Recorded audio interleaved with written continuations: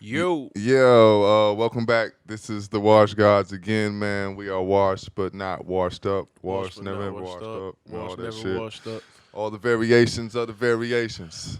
Welcome back to the gods of the pods. Yeah. All my gods and goddesses out there checking in. What episode is it? 24. Mamba moment. Yeah. R.I.P. Kobe and Gigi. Yeah. R.I.P. Kobe. This is God engineering. You know what happens. You know what I mean? Yeah, man. It feels good to be back. I ain't really liked how I started off the last episode. So, yeah, shout out to Denmark, Ireland, Australian. Yeah, I said Australia. You got Australia. You got Australia, too. New Zealand. Yeah, New Zealand. His little cousin. New Zealand. New Zealands. Yeah, man.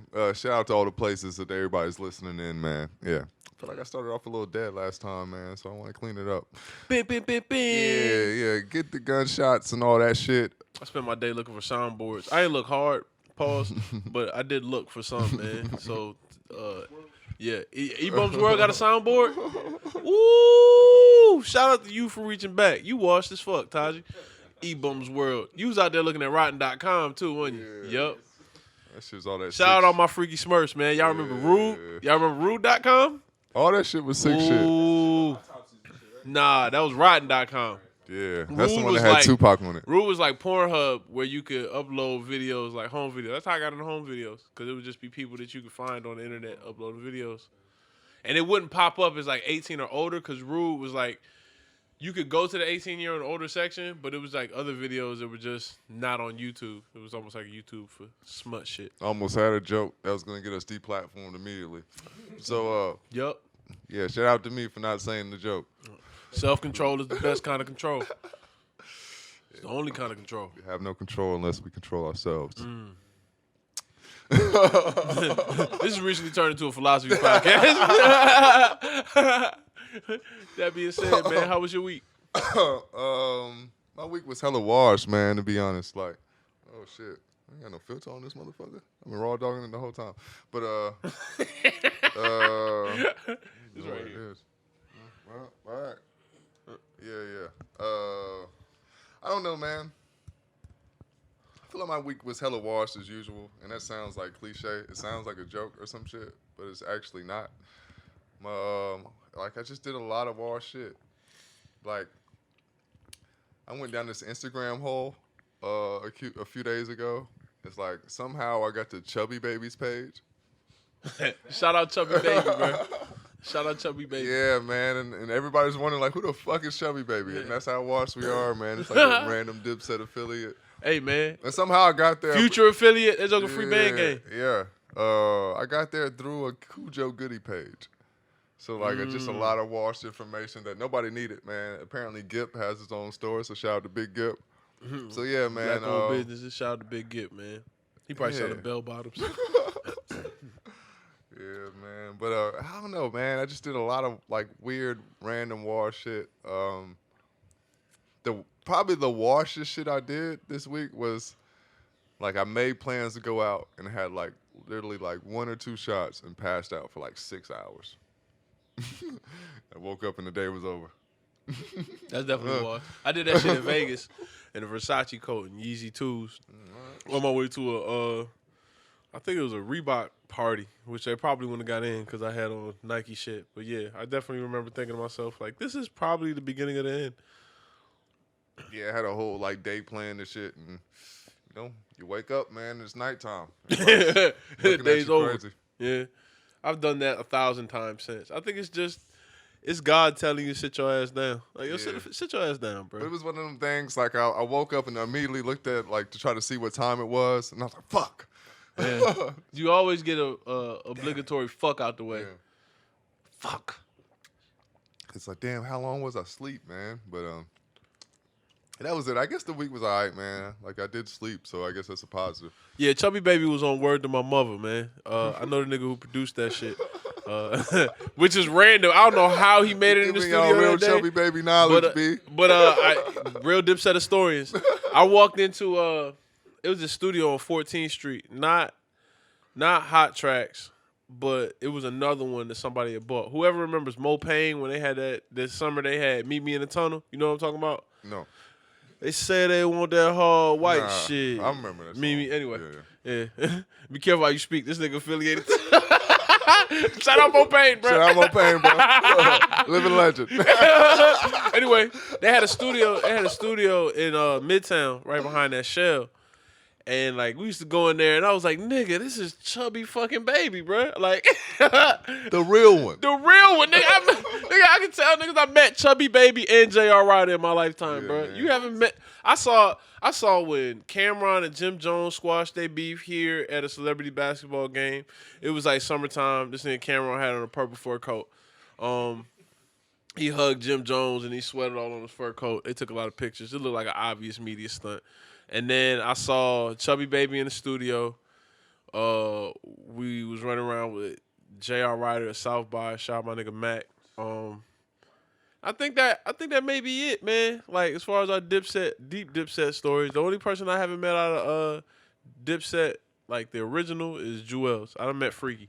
Yeah, I ain't met nobody from Dipset other than the niggas he just named. Well, I didn't meet Chubby Baby. I only met J.R. Ryder. Shout out J.R. Ryder, man. Oh yeah, we went into some random Dipset dive, man. So shout out to all the Dipset fans. SAS, man, for all my UK listeners. Deep dive. on day and night I spit. Yeah. You know, SAS is a name for like a government. Like it's just like Dipset in London. Like it's SAS is a name of a government structure in London. Jesus Christ! All right, so shout out to the UK, man. Hey, man. SAS, man. Where y'all at? Yeah. What y'all doing? What y'all doing over there? Man, I need an album. I need a documentary, bro. Yeah, man. Yeah. So I went to a Dipset dive randomly. Went to a deep Rockefeller dive. I'll get into that later. But yeah, just a lot of wild shit, man. A lot of remembering things that I used to like in the past. Almost started like drawing again. I'm starting to inch towards that. I think as you get older, you start to cycle back into things that you know well and may have gotten away from. I like books. Like reading is something that I go back to frequently. I've started drawing again. Everything's been terrible. But that being said, that's why I'm afraid to start. That being said, I realize it's almost one of those things where you got to get the muscle memory back. Yeah, and eventually sure. you start to do it. I feel like that with rap, nigga. Yeah, I feel like drawing was like a discipline thing for me. Like you gotta just sit there quietly and focus, and like getting the the strokes right. No homo is like you said, it is muscle memory. I had a conversation with Sketch. I wanted to go get my tattoo finished. Shout out Sketch. We finally got shit done. I'm very, very satisfied. Got a Bukowski quote. Yeah, pause. Anyway, I was telling him about being, I guess it's kind of my wash moment, being older and realizing how you're sort of told to choose between two things. Yeah, you talked about that. Yeah. You have to pick a role in life, and that's not necessarily the case unless you allow it to be. I remember being into music and art.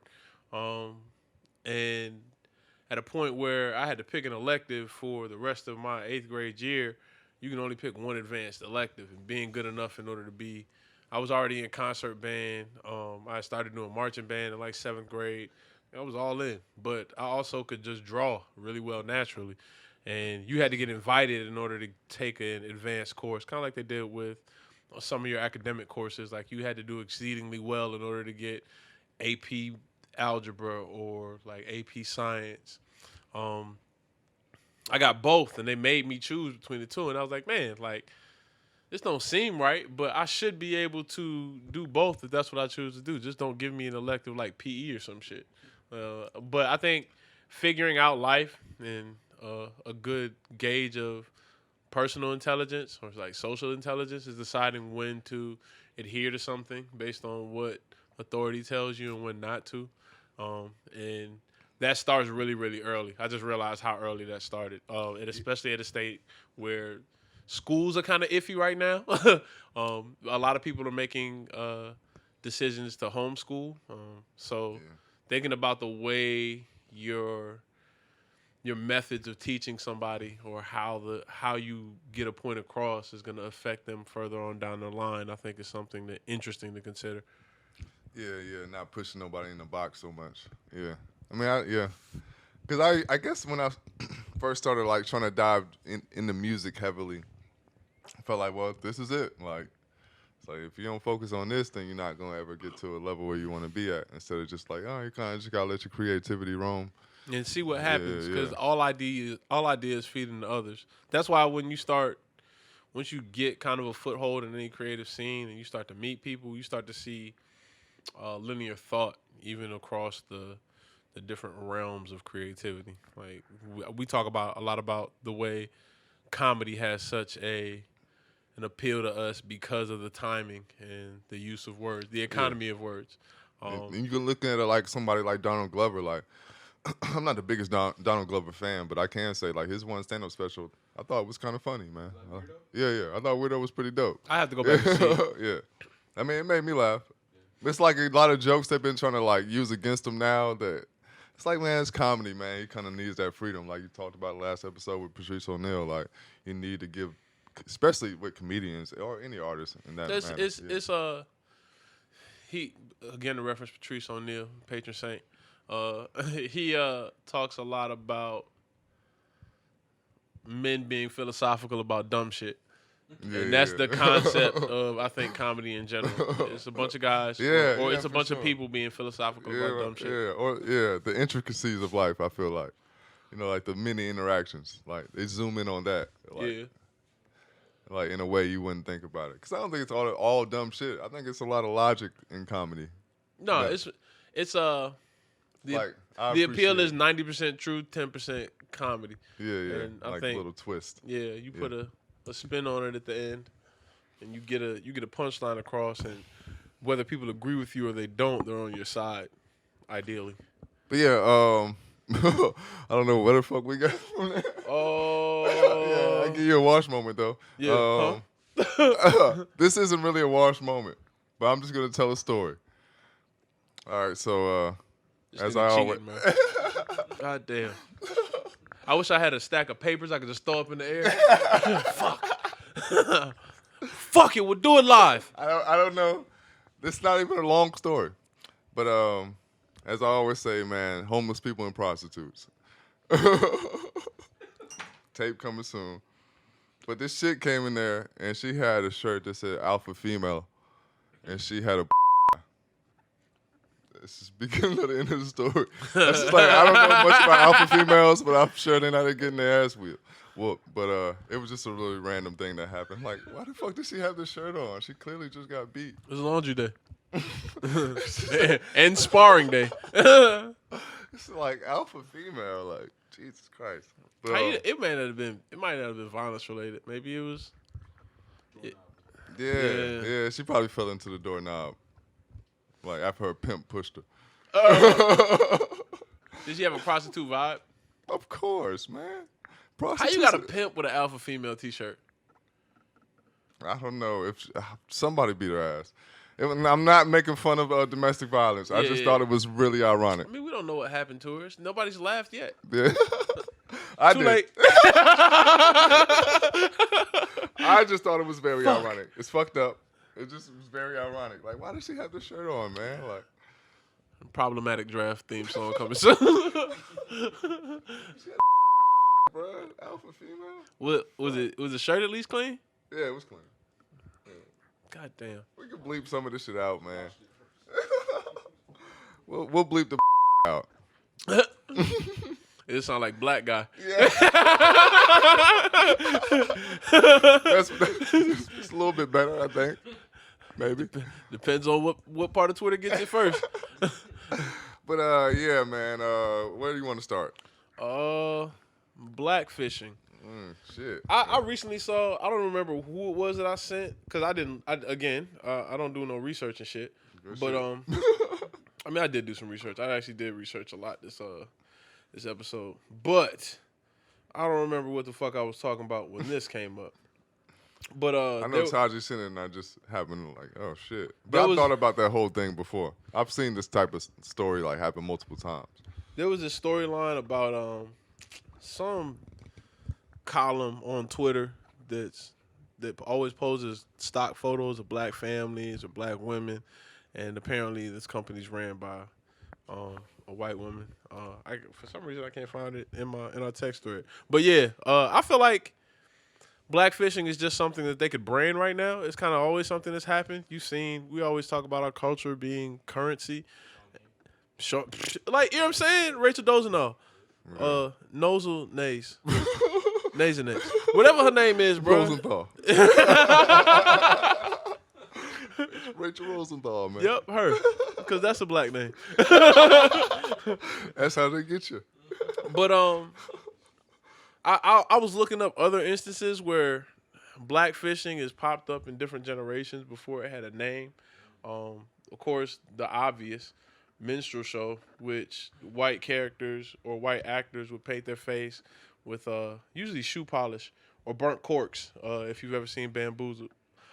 Speaking of blackfishing, every woman that was ever in a Spike Lee movie in the 90s. No, I'm just playing.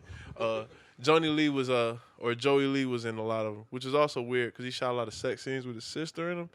It's kind of awkward. But yeah. Blackfishing in the 90s kind of hit the NBA when you had players like Jason Williams. Nobody ever said this nigga was white. Like, nobody ever said that. He was white. Yeah, but it wasn't sold to us like it was white. They kind of just let it be ambiguous. He was white chocolate, bro. All right. Chocolate. Yeah. It depends on which emphasis you putting on either one of them words. You obviously was focused on the white. Yeah. I was intrigued based on the fact that it said chocolate. Like, yo, he could be. Because then they had Bibby, like that shit wasn't confusing. Bibby was yeah. So what are we saying, bro? Yeah, Bibby was the one, bro. All right. And also, I thought about the line. I wonder, I was listening to a lot of JayZ shit earlier this week. Whose son got the biggest fucking head, bro? I wonder if this nigga's head ever shrunk, bro. Kid was on NBA Inside Stuff, and they showed his room, and I swear, like, they all walked in, and the son was running in front of him, and you just heard doom, bro, and he just fell down on his ass, like, cause his head didn't fit in the door. He looked like Stewie, like a real life Stewie. Yeah. Shout though. But yeah. But yeah, you remember the JayZ verse with on Girls where he was like, I got this French chick. She loved the French kiss. She thinks she Bo Derek wearing hair in a twist. I automatically knew who he was talking about during that time period. Cause I was like, oh, there's only one white chick out there. You know what I mean? So I did some background on the photo, and I wonder if in 1979, which is when the photo was taken, what black women giving, you know what I'm saying, Bo Derek that smoke. Like, you think it's feasible based on the things we see going on in society now and the things that we can assume were going on in society then, and say that, you know, they probably was writing in the Sports Illustrated, which probably wasn't around, or some whatever bathing suit, swimsuit magazine it was published in, and we're like, yo, she appropriating black hair.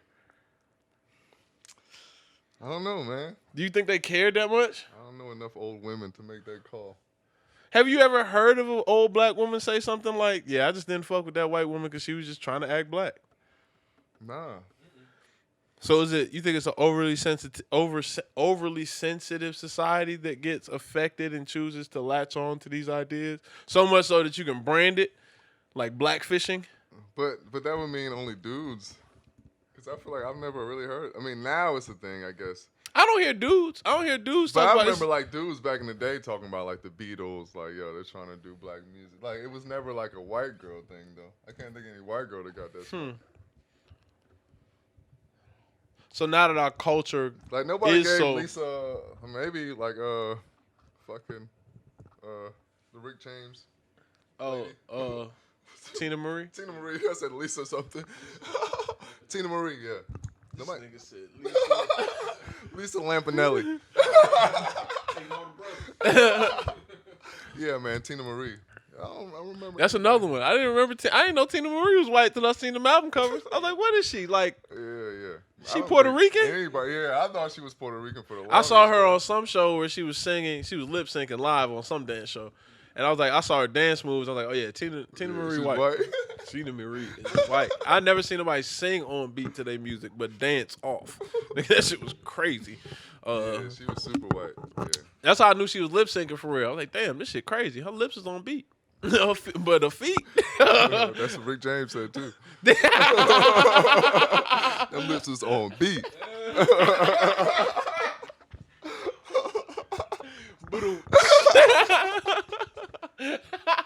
I'm just saying. R.I.P. Tina Marie. You a legend. Yo, JayZ might also have one of the most problematic verses in girls, bro. The shit after the French bar? I don't know. No, that's crazy. No. This shit that Eddie Murphy on it? nah. I got this Indian squad. The day that I met her, I asked her what tribe she with. Red dot or feather. Yeah. She said, all you need to know is I'm not a hoe. Yeah. And to get with me, you got to be chief, lots of dough. Yeah. Be safe, Jay, bro. You better hope they don't catch on. It was bro. a dope line. It was amazing. Yeah. It was amazing, bro. That's how you got over it. Like, I looked up the meaning of squaw. It was like, oh, this is the Native American bitch, bro. That's all that shit is. Yeah. Squaw sound like a bird. So it's like Squab. so that's like the female papoose? Yeah, it's like squaw papoose. Yup. Damn, man. Shout out JayZ, man. You a legend, bro. Shout out papoose. Hey, alphabetical slaughter, nigga. I remember them K-Slay tapes, baby. Yeah, man. We had him. Wash never washed up, man. Pap low-key a legend, man. He held his chick down. She went to jail. Yeah. Shout out. Pap a real ass nigga. Yeah. It's he's something. He got a bag, got his teeth fixed like Cardi. It's something about Brooklyn niggas, man. Y'all got to figure it out. I don't know. It's something about when a man is loyal is like less like admirable and shit. It's like, oh, look at this nigga. This nigga just didn't get pussy, man. He got a body, bro. Shout out Papoose, man. I'm just I mean, saying. I'm sure he got conjugals. Hey, I don't think you want to cheat on bro. You down. This the only chick got head in the range, bro, while she was driving. You might want to respect bro.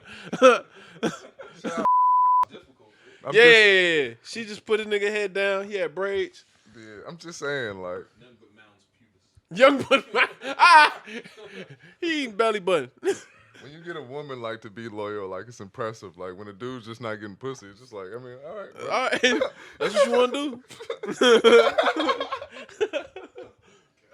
Shout out to you, nigga. Oh, man. Look, I get locked, I'm going to hold it down, man. I'm holding it down for yeah, or else, bro. Your chick go to jail for attempted murder, bro. And you like, you know what? I think we got to take a break. Like, nah. You pay attention to that release date. This nigga's supposed to be a gangster rapper, bro. Come on, man. I feel you. But behind every black nigga, This black woman. yeah. Shout out. I guess. Yeah. Lean but, back. But yeah, I think Blackfishing has just happened a lot. It's not anything that I feel like anybody who has anything real going on pays attention to. I do find it interesting, but I just assume it's one of those irrational things that people do at a high level and usually in the public eye. as you said, like in the last episode, everything does kind of just have a name now. So it like now it's just branded as something. But it's like, I mean, Data purposes, so you can log everything. Yeah, but it's like, I mean, there's always been various ways that people would rip off blackness, however you want to call it. Blackfishing, you know.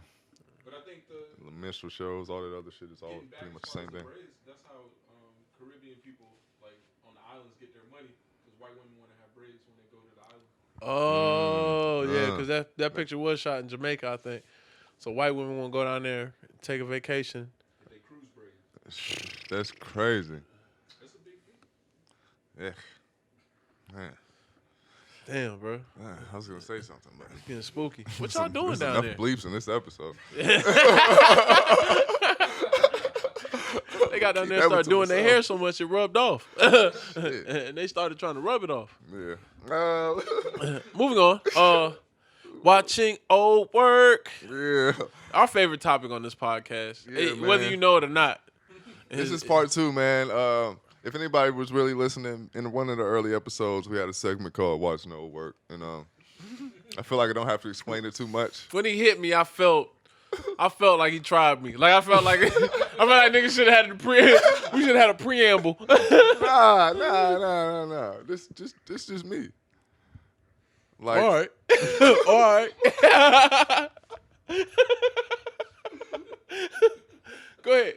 I'm listening. It's an overall point. I'm listening, bro. I'm listening. Hey, bro. Hey. What's understood? It's an overall point. All right. Jesus Christ. All right. All right. Sometimes you just look back and like, man, I feel like through other people, I can at least identify the way I wanted to grow. That means anything. Like, yeah, I couldn't fuck with you because it's just like, yo, we not even in the same direction. Like, our trajectory is completely like different from one another. So like, we could have never fucked with each other. So like, when you just see that in other people, it's like, oh, that's what you was trying to do. Like, oh yeah. I think the funniest part of watching old work is seeing how they move through. They got an archetype, and I'm sure it's the same with niggas. Like I understand being in it is completely different from being outside and observing it. But I think it's one thing to kind of like know your conscience of your decisions, and then see somebody like blindly just fumbling through it. Especially in a social scene like Atlanta, where everything's so small. It's small. Like you think you running into somebody in a completely different setting or space, and it's not. Like niggas be cousins. Yeah, everything's so related here. I wonder if it's like that in New York, man. So anybody from New York listening, email the podcast. Some shit, nigga. Send us a smoke signal. Yeah, talk to us, man. But yeah, I see. One of the things I thought about was how. Like, I watch creepily online as I go through social media, and I'm seeing, like, just girls I know and how they're all onto the same trends. I got into an argument with somebody about waist beads and how, like, that's outside lingerie. And she was like, no, it's spiritual. It's like, I was like, no. It may mean all that to y'all. This may be what's on the tag. But when a nigga sees that, it's like this generation's red lipstick. Like, it immediately draws attention to a particular area, and niggas think about pussy. Nah, it's really about the energies, bro. Like the bees possess. Yeah, I heard they made out of, like, certain glass. Yeah. Your root chakra. Yeah. All right, bro. if we just gonna completely ignore the fact that I can see the top of your pussy, like you completely ignore that? Nah, when I see them bees, I think like good energy, man. That's what's up. I mean, I got it fucked up. I got it fucked up. Yeah, man. Shout out to my energy bitches. On my rogues. On my keep them gloves on. On my I gotta keep the glove on. I'll stay at X-Men. But stay at X-Men. Yeah. But yeah, man. It's yeah, man. So R.I.P. Herman Cain, man. Country Cain, COVID Cain. It's not Cocaine. a joke. It's not funny. America, funny, but, America has a problem. Herman Cain was pictured without a mask at a Republican rally or a Trump rally, right? Yeah, the Tulsa joint. That was super disrespectful. As I clear my throat. Me clear my throat. Yeah, but yeah. R.I.P. Herman Cain, man. Damn, I missed my drop, bro. Hold on, bro. We gotta run it back. R.I.P. Herman Cain, bro. Cocaine.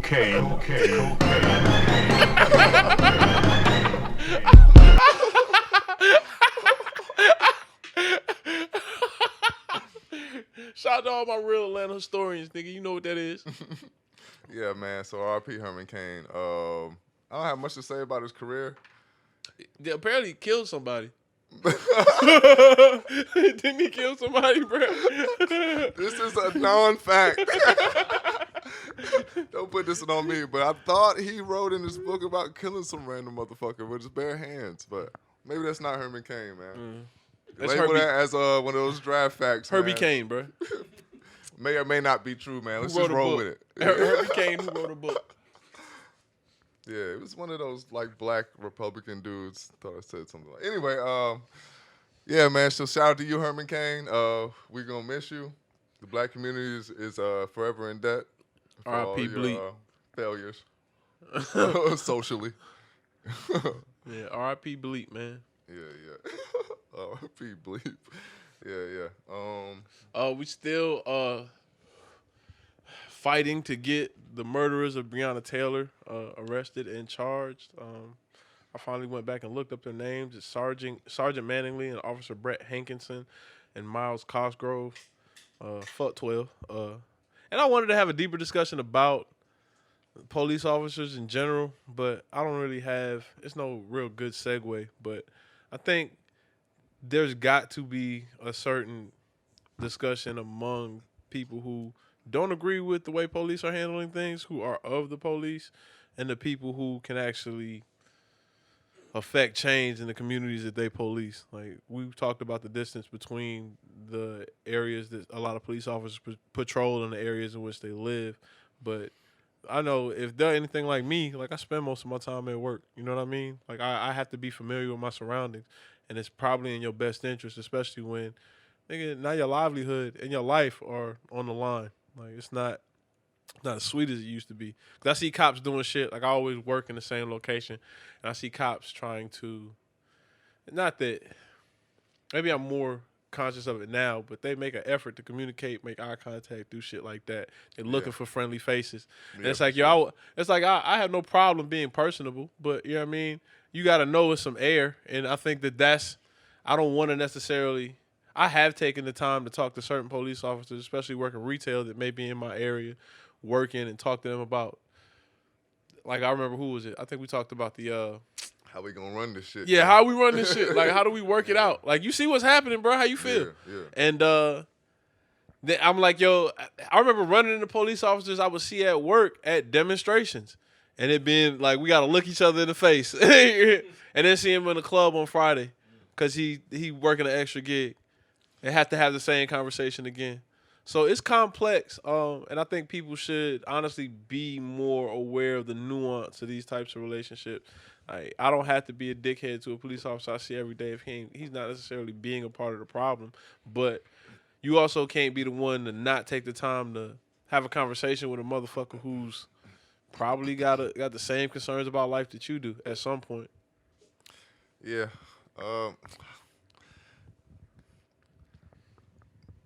I still think, like I said, I run into the same police officers every day, and I like see them all the time. But I don't think that, like, they still like are emboldened. Like, I don't necessarily trust them niggas at the same time. You don't necessarily have to trust them, but like, I still feel I like think the best thing for, if anything, like, given the situation of me not being in my work clothes, I don't know if I would get the same sort of even respect.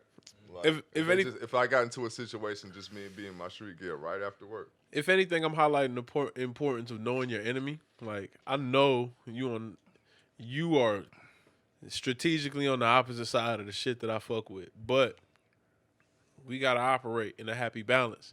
I remember watching The Wire. One of the reasons that show is so dope is because it's a scene, I think season 3, where Bodie and I can't remember the other nigga name. He actually had a dope character role. One of the few niggas that survived to the end of season 6.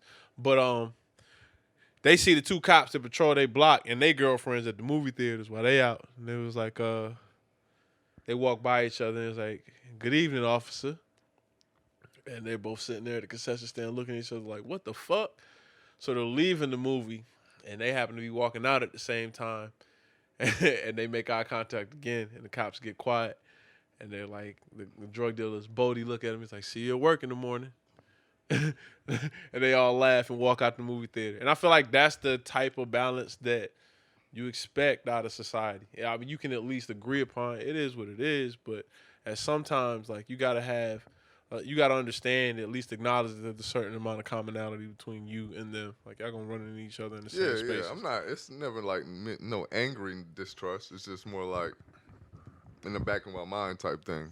No, it's not. Well, how is that any different from anybody else? I think some people have an outward distrust of the police, I would say. No, I'm not saying not not people having an outward distrust of the police, but how does that differ you having a certain amount of skepticism with anybody? Yeah, okay, like Like yeah, it is a determined bias, yeah. but if they're making the effort to kind of exactly. to be human, I can ask you a real question just based off the fact that you jumped out there with the pleasantries. Like, I think I might ask them cop questions more than real questions. Combination of like what cop questions? What cop questions? Like I'm going to only appoint them to do their job. Like when my interactions with police is just like, yo, do this. It's not even. It's not like, how you doing, sir? Blah blah blah. I don't give a fuck who you are, man. Hey, motherfucker, do this. Just like when you come into like my job, you ask me to do something.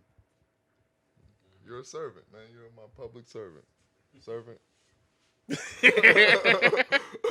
Get on your shit, nigga.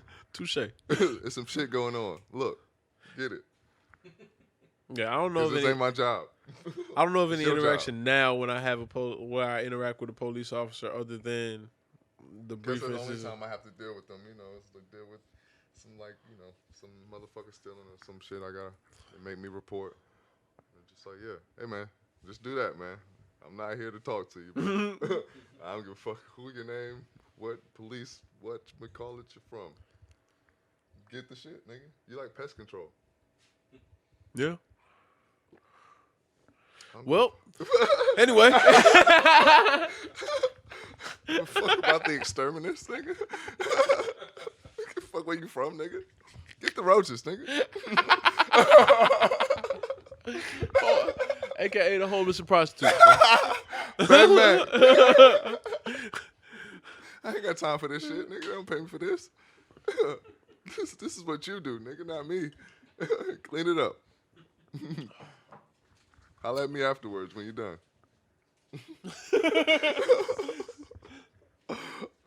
Yeah, man. I don't know what our next topic is. Election day being postponed or possibility of mail-in ballots. I feel like I think they're gonna have to do it at this point, just based on the postponing. No, mail-in ballots. Yeah, mail-in ballots. Definitely. The emphasis is gonna be on that. I don't think the proportion of people like trying to. I'm sure there's gonna be like less workers, even like volunteers to even run the polling places. Yeah, everybody's gonna be afraid of congregating in one central spot, and the amount of labor that it'll probably take to get all that shit done is gonna be. So aren't those people volunteers? Yeah, so it's gonna be I think it's gonna be a major shortage in that category, and that's gonna affect everything else. So actually, I guess they're saying Trump is like trying to say that we should postpone voting. I don't know like how legal that is. Via Twitter. I looked up the information based on the topic when we had the group chat, and I was saying, like, yo, I'm looking for a whole article, and I see a caption of a tweet that he put out stating that he was like, yo, maybe, like, with question marks, 3 question marks, like, maybe postpone the election, question mark, like a super shrug at the end of it. Man. But yeah, apparently that's unconstitutional. Election day is fixed by the 20th Amendment. You can't move the election day, and even if you did, the end of his term would be January 31st at 7 p.m. Like somebody else would have to be sworn in. If it was postponed during that time period, and we took an election, forever how long it took for us to find a president or elect a president, we would be a country without a leader.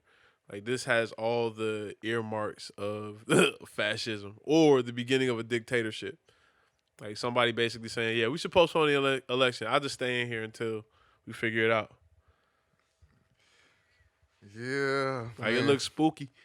It looks spooky. I ain't trying to scare you, but at the same time, I had to acknowledge the fact that you look at countries like Russia, and I forget who it was who was saying it. It was like, yeah, the only difference between the United States and the Soviet Union is PR.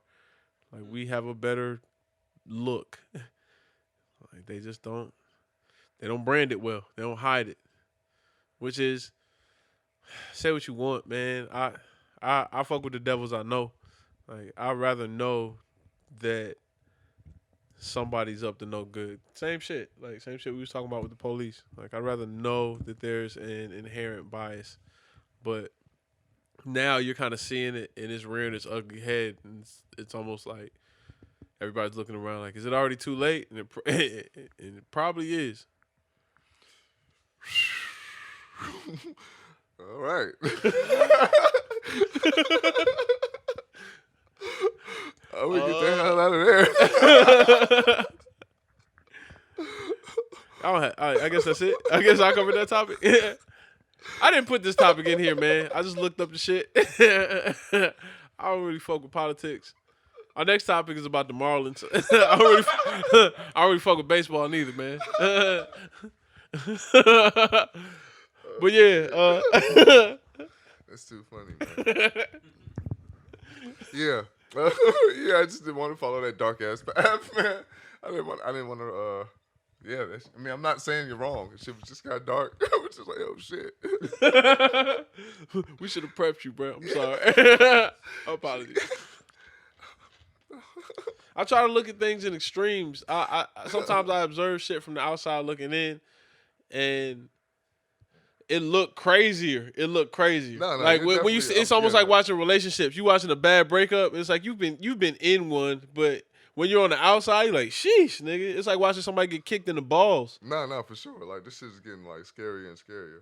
It's like I think this was pretty much. I was in your shoes when you were talking about, apparently out in Portland, they just putting bags over people's heads and stuffing them in Dodge Caravans. Yeah. I'm like, what, nigga? I didn't even know about that shit until you told me. I had to look it up. I'm at work panicking and shit. So you're welcome? I don't know, bro. It's going to be those moments. We're still figuring this shit out, man. No, like all of us. Like. Yeah, literally. And figuratively. Yeah, real shit. I don't know. Yeah, no. Every time you turn on the news, it's some scarier shit. Yeah, I don't know how to cope other than being honest about it. No, for sure. Because if I talk to my dad, and like another thing that I realized, like, to see my parents not. I don't know if it's because of the religion thing. Because I'm wondering, like, yo, y'all seeing this shit? Like, yo, say something, nigga. Come on, talk to me. Yeah. But when I talk to my dad about certain events in his lifetime, like Kennedy assassination, Martin Luther King.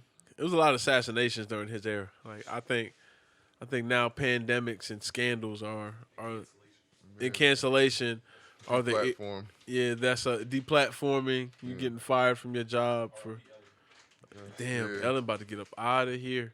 Yeah, it must be some dark. Never mind. Shout out. Yeah, don't do it.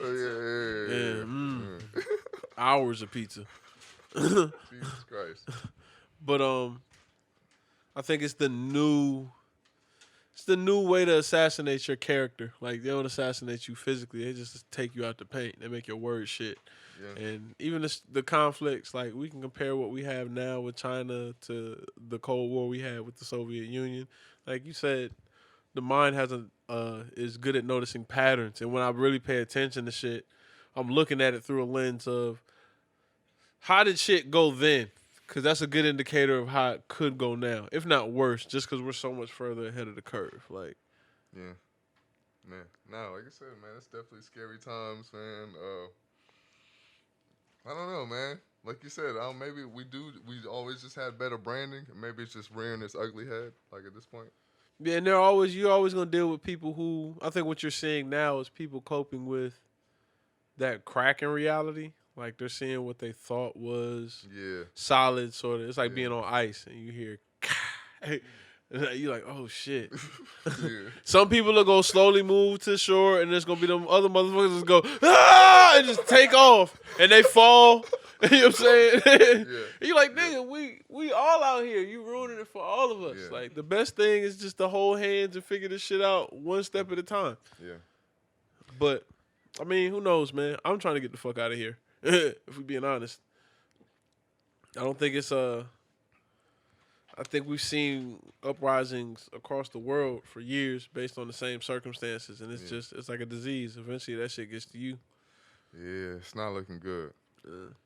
But on that note, what you been listening to?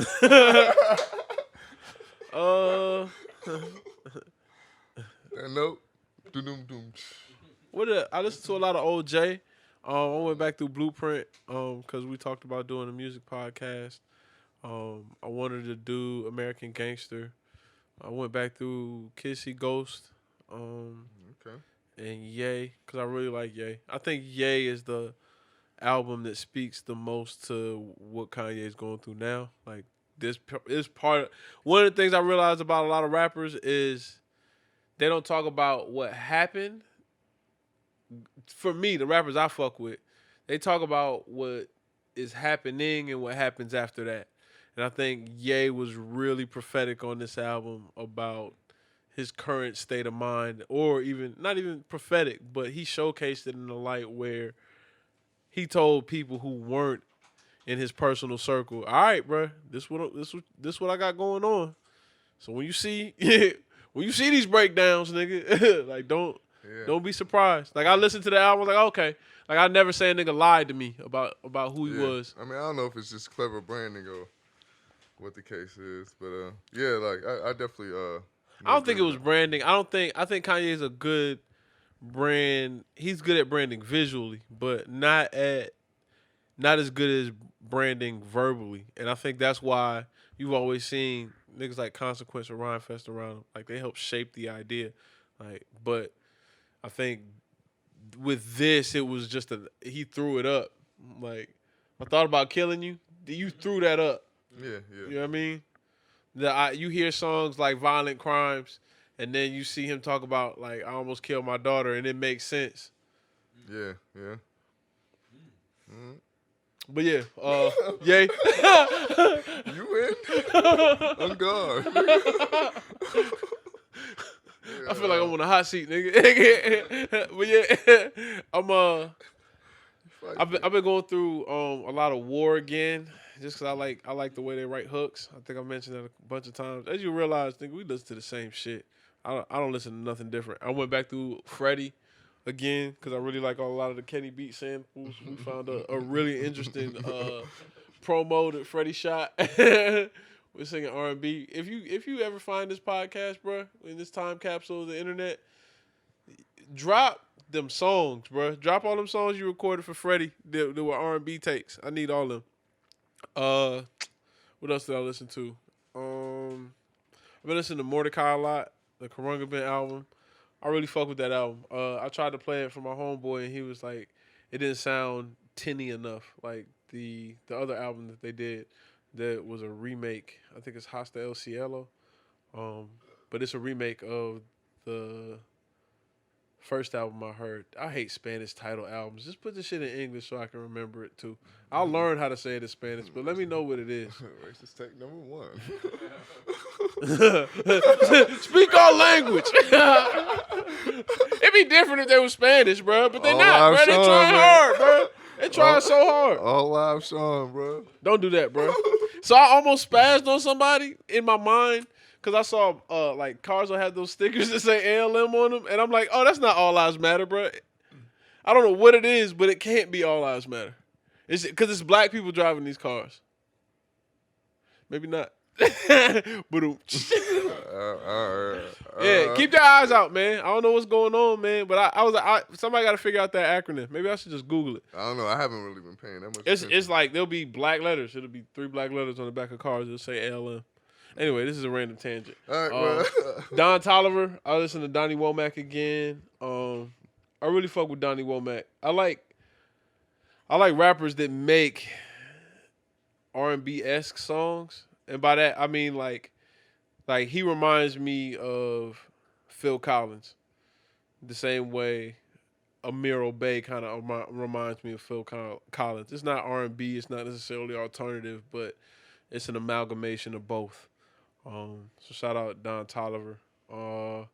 Kendrick Lamar, Good Kid, Mad City. Every once in a while I go back to that album and marvel at how poignant it was during that time. Like, I think when I listened to it, I was really, really kind of impressed. Mouth breathing the whole time. Just sitting there like, oh, like somebody's like, this nigga just had a seizure. But it was so good that it made me sleep on The Pimp a Butterfly just because I was so impressed by his introduction. So I really fucked with Good Kid, Mad City.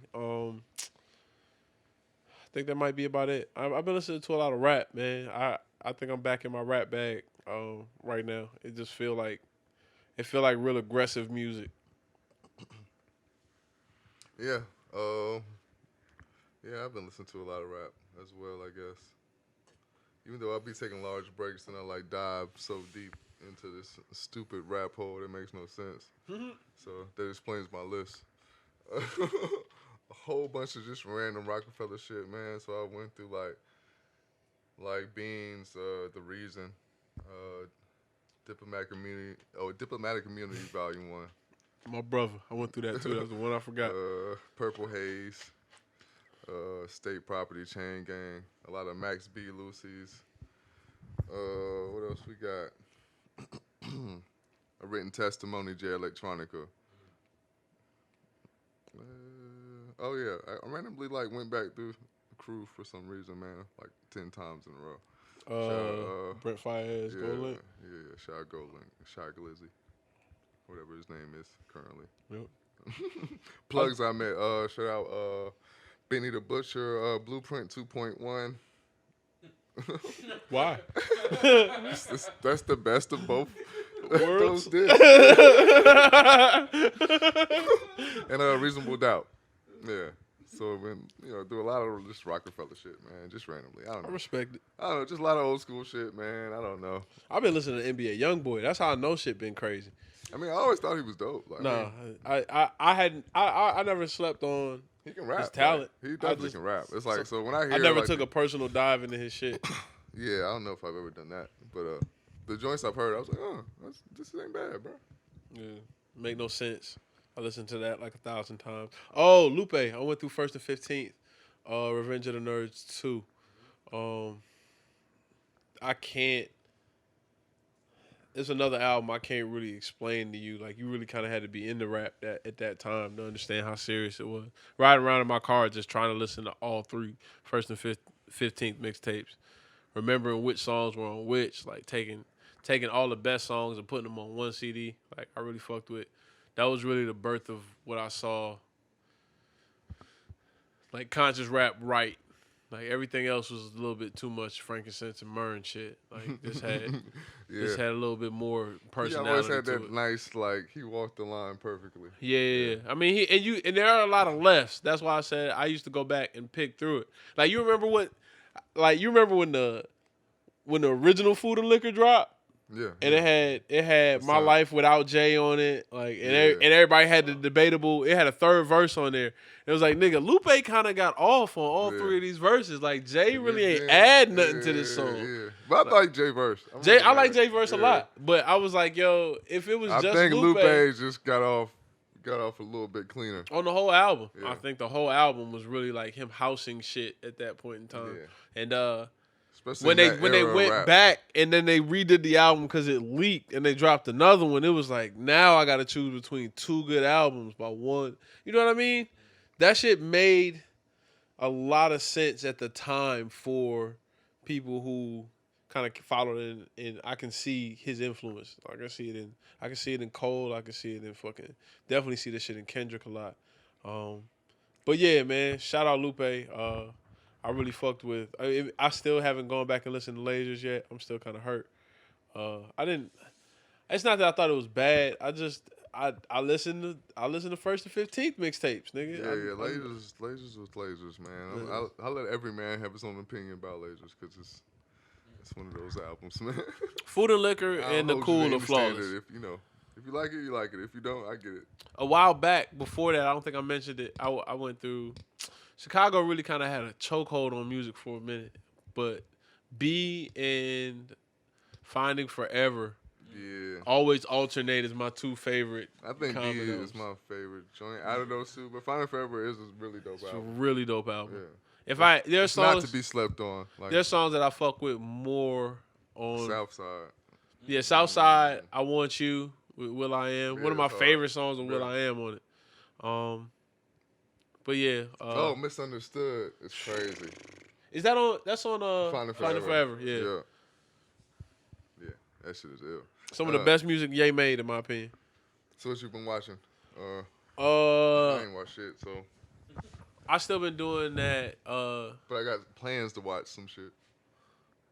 What did I watch recently? Today I watched that Zac Efron shit. That's on.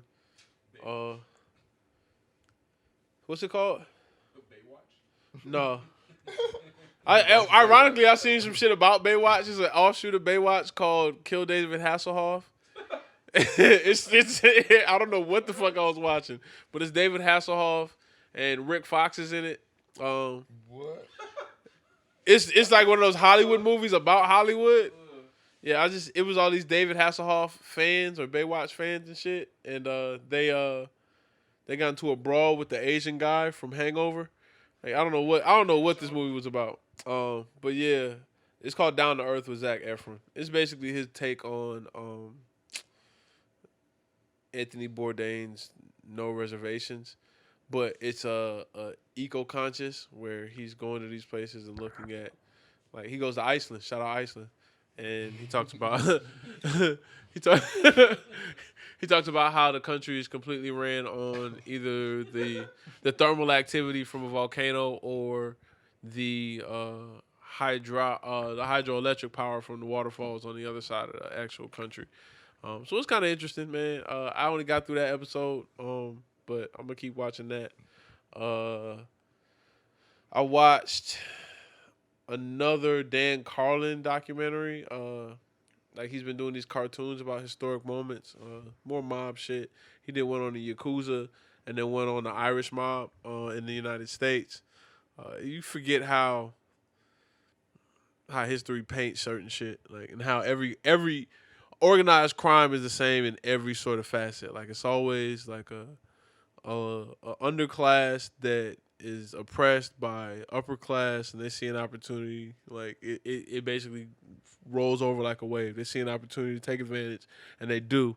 And then all of a sudden, everybody got to work together. So you get the corrupt working with, like, that's basically what Yakuza is. Yakuza consists of, like, businessmen and people who conduct criminal activities, and they figure out how to get money together. And they contribute back into the community the same way Bumpy Johnson, like, the thermal, that nuclear meltdown that they had in Japan, they were one of the main contributors. And then I think it was the Fukushima power plant disaster. And then the tsunami and then the earthquake that they had over there. They were all giving back to the community first. So, yeah, man. Fuck with Dan Carlin. Shit, man. You trumped me, nigga. What did I watch this week? Fuck. Yeah. Cartoons? Yeah. I watched Ren and Stimpy. No. Beavis and Butthead? I don't know what the fuck. I don't know. What have I watched? Honestly, like, been on like a drought. I'm planning on watching American History X. It just got added to Netflix, so one of the movies I'm supposed to be watching. Jesus. It's a dark one. Yeah, hey, man, I'm a dark one. Yeah, that's pretty much it, man. I think I'm gonna finally watch the. Let's do it one at a time. Like, it's too big for my britches, man. I got a short attention span. So we'll see what happens, man. I'm gonna dive in this dark hole, apparently. Pause. Yeah, shout out to Netflix. They just added all the bullshit black television shows to Netflix, so shout out to the Parkers. For everybody that thinks deserve more money, just watch the Parkers, nigga. And you consider again, nigga. How much money does that deserve? We gonna have to delete a lot of this, bro. R.I.P. Bleep. Nigga Draft giving me the long face. This nigga just slandering all our goddamn.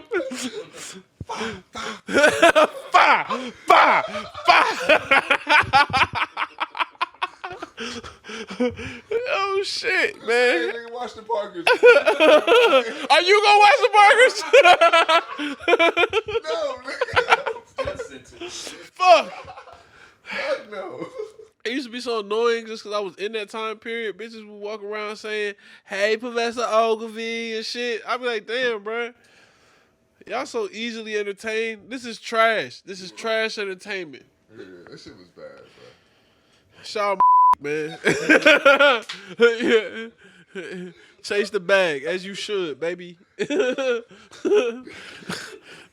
Know your worth. Oh shit. Yeah. Definitely bleeping all day. Shout out Bleep. R.I.P. Bleep, nigga. That's funny, man. Oh, fuck. Oh, but I ain't been watching shit. Definitely not the Parkers. Yeah, man. I didn't really mean to shit on the Parkers like that, man. Apologize and shit. Like, This nigga draft the most flip-floppingest. This nigga is a slide. Nike slide, Adidas slide, Jordan slide, with the Velcro I slides. just want to talk about like the fan I am. Fucking Parker.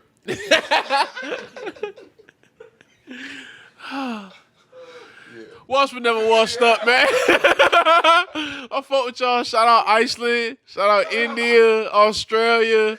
Shout out New Zealand. You know what I mean? Germany, the UK. I agree with everything you just said, man. Most of all the A, man. Washed but never washed up.